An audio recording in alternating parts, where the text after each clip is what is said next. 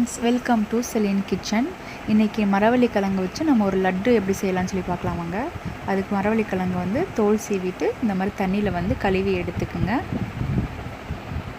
தேங்காய் துருவுறது இல்லைன்னா கேரட் துருவுறதுல வந்து நல்லா துருவி இந்த மாதிரி பொழுன்னு சின்ன சைஸாக வந்து துருவி எடுத்துக்குங்க. கேரட் துருவுறதுலேயே சின்ன ஹோல் இருக்கும்ல, அதில் வந்து இந்த மாதிரி துருவி பொழுன்னு எடுத்து வச்சுக்கோங்க. ஒரு பவுலில் வந்து சிப் பண்ணி எடுத்து வச்சுக்கோங்க. இப்போ வந்து இதுக்கு தேவையான பொருளுக்கு என்னென்னு சொல்லி பார்க்கலாம் வாங்க. Pinch of salt, pinch of salt, 1/2 cup sugar, 1 tablespoon vanilla essence இது கூட ஆட் பண்ணிக்கலாம்.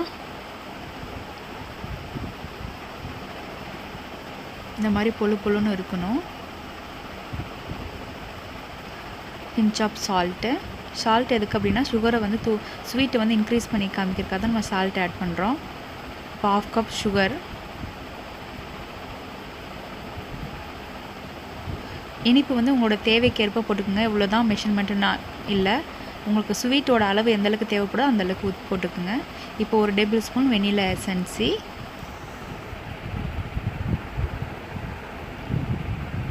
இது எல்லாமே சேர்த்துட்டு நல்லா வந்து மிக்ஸ் பண்ணி விட்டுருங்க.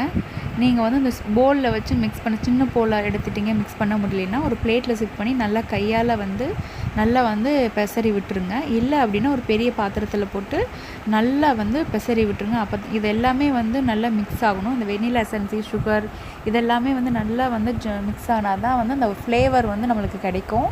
அப்புறம் சுவையும் நல்லாயிருக்கும். அதுக்காக தான் நல்லா மிக்ஸ் பண்ணுறதுல தான் அதோடய டேஸ்ட்டே இருக்குது. ஸோ நல்லா மிக்ஸ் பண்ணி விட்டுருங்க.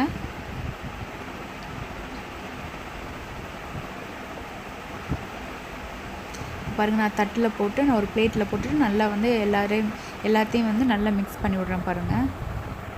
இப்போ வந்து நம்ம ஒரு இட்லி பாத்திரத்தில் வந்து நம்ம எப்படி வந்து புட்டெல்லாம் அவிச்சு எடுப்போம்ல, அந்த மாதிரி வந்து நீங்கள் இட்லி தட்டில் வச்சு புட்டு அவிக்கிற மாதிரி நல்லா பொழுன்னு வச்சு நீங்கள் எவ்வளோ குவான்டிட்டி வச்சுருக்கீங்களோ அதுக்கு தகுந்த மாதிரி நீங்கள் அவிச்சு எடுத்துக்குங்க. நான் வந்து ஒரு கிழங்கு மட்டும்தான் துருவிக்கிட்டேன். எனக்கு வந்து 2 தட்டு வந்தது.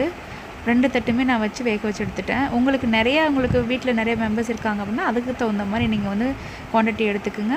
சுகரும் அதுக்கு தகுந்த மாதிரி நீங்கள் எடுத்துக்கோங்க. சுகர் இவ்வளோ தான் அளவு கிடையாது. அவங்களுக்கு எவ்வளோ இனிப்பு கம்மியாக யூஸ் பண்ணுறவங்க கம்மியாக சுகர் யூஸ் பண்ணலாம், அதிகம் சுகர் வேண்டவங்க அதிகம் யூஸ் பண்ணிக்கலாம். இப்போ நான் எடுத்துக்கிட்டேன். 2 இட்லி தட்டுலேயுமே நான் எடுத்து வச்சிட்டேன். இட்லி சட்டியில் ஆல்ரெடி தண்ணி ஊற்றி வச்சுருக்கேன். பாருங்கள், எனக்கு தண்ணி வந்து இட்லி சட்டியில் ஆல்ரெடி நான் ஊற்றி வச்சிட்டேன். எனக்கு தண்ணி நல்லா காஞ்சிருச்சு. இப்போ நம்ம அதில் வச்சிடலாம். இப்போ நம்ம இட்லி தட்டில் எடுத்து வச்சுருக்க அந்த கசாவா வந்து துருவின மரவள்ளிக்கிழங்கு வந்து நம்ம அதுக்குள்ளே வச்சிடலாம்.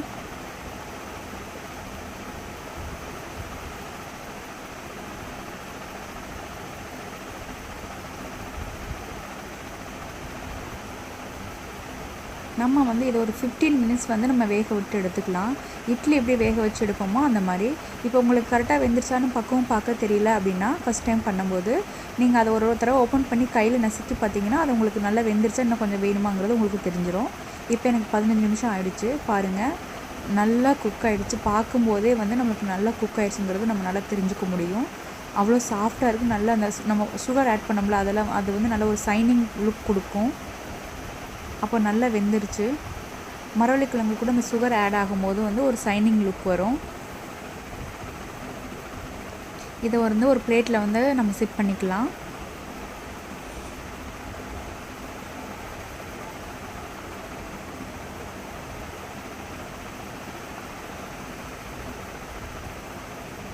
இந்த துணி பார்த்திங்கன்னா நம்ம சுகர் வந்து ஆட் பண்ணனால நம்மளுக்கு வந்து அது ஒரு சுகரியாக இருக்கும். அந்த துணி வந்து நீங்கள் அந்த இட்லி வேக வச்சு அந்த தண்ணியிலேயே போட்டுருங்க. அந்த துணியை போட்டு ஒரு வாஷ் பண்ணிட்டீங்க அப்படின்னா உங்களுக்கு அந்த பிசுபிசுப்பு தன்மை இருக்காது. அந்த துணியை வாஷ் பண்ணுறதுக்கு ஈஸியாக இருக்கும்.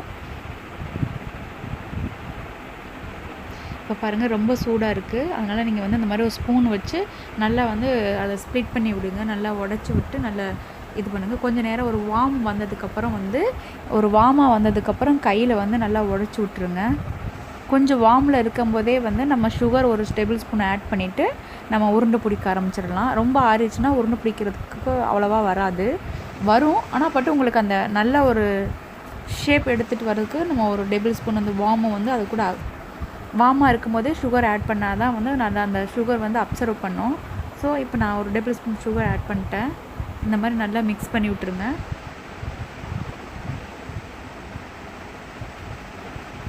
மிக்ஸ் பண்ணி விட்டுட்டு இப்போ நம்ம வந்து பால் பிடிக்க ஆரம்பிச்சிடலாம்.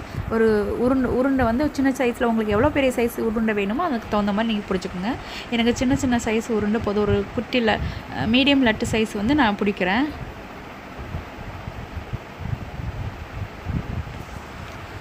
அது நல்லா அழுத்தமாக நல்லா உருண்டை பிடிச்சிக்குங்க. நல்லா எவ்வளோ அழுத்தம் கொடுத்து உங்களால் பிடிக்க முடியுமோ பிடிச்சிக்குங்க.